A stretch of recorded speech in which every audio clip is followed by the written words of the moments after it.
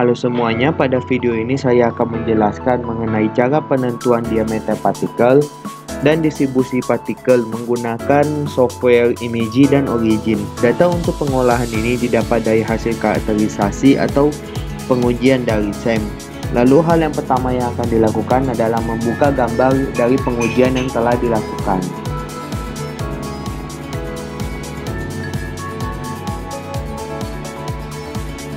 Berikut adalah gambar dari hasil pengujian SEM yang telah dilakukan. Lalu yang selanjutnya adalah penentuan skala pada software Imagy. Nah, untuk melakukan hal tersebut, yang pertama akan kita lakukan adalah menzoom terlebih dahulu skala yang telah ditentukan pada gambar SEM. Dan kita akan melakukan penarikan garis hingga ujung dari skala ini. Lalu yang selanjutnya akan kita lakukan adalah masuk pada bagian set scale. Dapat terlihat bahwa jarak pada pixelnya itu telah ditentukan. Nah, lalu kita akan mengisi pada known distance-nya itu pada angka 1000. Pengisian angka 1000 ini karena pada data SEM yang dilakukan adalah pada jarak 1 mikrometer, sedangkan 1 mikrometer itu adalah 1000 nanometer. Jadi kita akan menggunakan skala 1000 nanometer. Setelah penentuan skala telah berhasil dilakukan, lalu yang selanjutnya adalah kita mengambil cuplikannya. Pengambilan cuplikan ini bertujuan supaya pada data bagian bawah ini tidak akan ikut pada pengujian yang akan dilakukan menggunakan software Imagy. Nah, kita akan mengambil sebagian kecil dari cuplikan pada gambar SEM ini.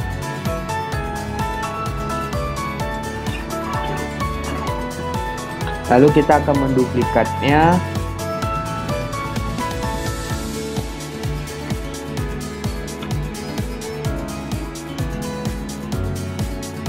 Lalu selanjutnya yang akan kita lakukan adalah menggunakan fungsi bandpass filter. Nah, penggunaan fungsi bandpass filter ini sendiri bertujuan supaya pada saat kita penentuan threshold pada data SEM ini akan jauh lebih mudah. Nah, dapat terlihat bahwa pada bagian belakang dari data SEM ini terlihat jauh lebih gelap. Dan sedangkan itu pada bagian depannya itu terlihat jauh lebih jelas. Lalu yang selanjutnya kita akan lakukan adalah mengejar threshold dari data SEM ini. Terlihat bahwa seluruh bagian dari data SEM ini menjadi berwarna kemerahan. Dan kita dapat mengaturnya itu untuk pada bagian mana saja sih si data ini akan menjadi berwarna kemerahan. Seperti cara yang saya lakukan.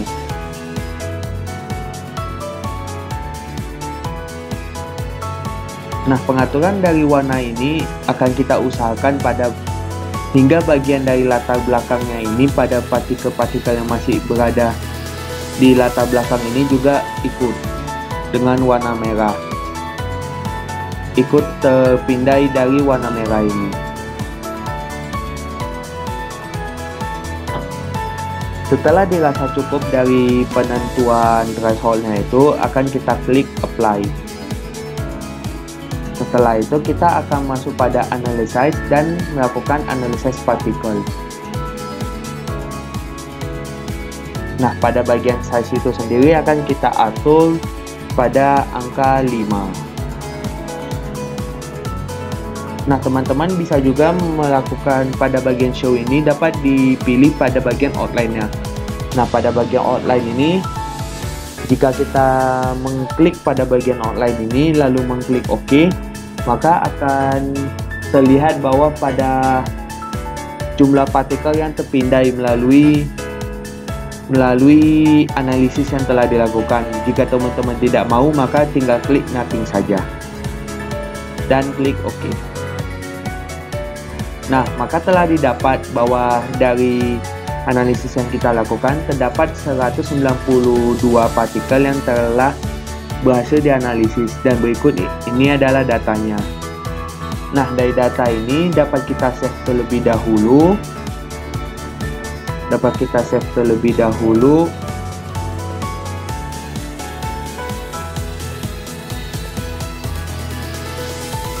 Lalu setelah itu, data itu dapat kita buka pada aplikasi Origin menggunakan fungsi import single archive. Nah, lalu data yang telah didapat, dan klik OK. Berikut adalah seluruh data yang telah didapat.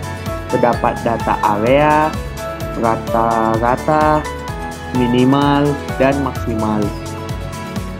Nah, dari data area ini dapat kita tentukan jari-jari dan diameternya.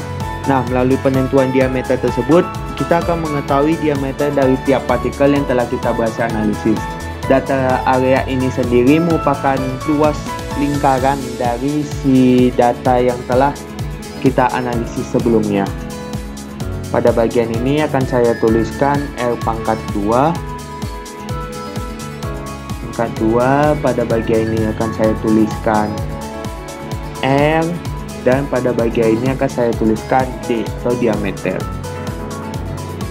Nah, untuk mencari nilai R, dapat tinggal pada bagian area ini tinggal kita bagi dengan Pi, seperti yang telah saya katakan sebelumnya bahwa ini merupakan luas lingkarannya, sehingga untuk tinggal mencari R kuadratnya tinggal kita bagikan saja dengan Pi. Dan klik enter. Nah, berikut adalah data yang telah dihasilkan. Lalu untuk mencari nilai R, hanya yang kita perlukan adalah mengakalkan dari data ini. Nah, kita dapat menggunakan fungsi square, dan kita tulis dengan F, dan lalu kita enter. Nah, berikut ada data jari-jarinya. Dan untuk mencari data diameter adalah kita hanya perlu mengalihkan dua data jari-jari ini. G. Lalu tinggal kita kalikan dua saja. Nah, berikut. Setelah didapatkan data diameter ini, nah kita dapat memplotkan data ini menuju histogram. Berikut ada data histogram yang didapat. Nah, dari data histogram ini sendiri,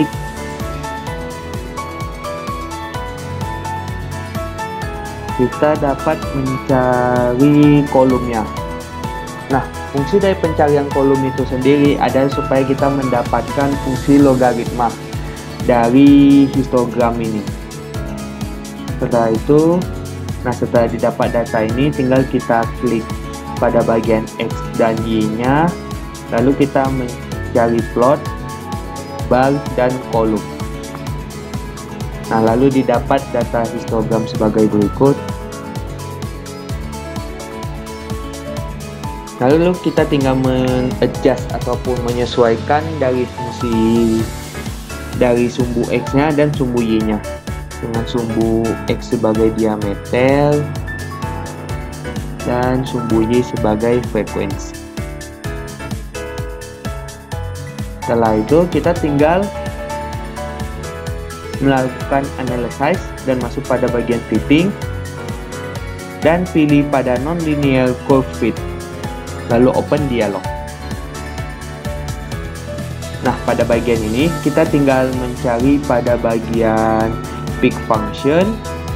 Lalu pada functionnya itu tinggal kita cari pada bagian log normal. Nah, setelah itu tinggal lalu selanjutnya pada bagian advance, kita klik bagian advance, kita cari bagian yang penentuan L kuadratnya ataupun square root L. Pada bagian statistik dapat terlihat pada bagian COD atau L square dan adjust L square-nya itu telah tercentang. Lalu tinggal kita klik pada bagian fit. maka akan didapatkan data sebagai berikut. Nah, data R-square ataupun COD ini dapat dijadikan sebagai data untuk menentukan distribusi partikel yang terjadi. Nah, jika teman-teman ingin melihat pada bagian yang lebih lengkapnya itu, teman-teman dapat mengklik pada bagian book yang telah kita kerjakan tadi, lalu klik pada bagian Fit NL1. Nah, berikut adalah data lengkapnya. Mungkin ini saja yang dapat saya sampaikan pada video ini. Terima kasih.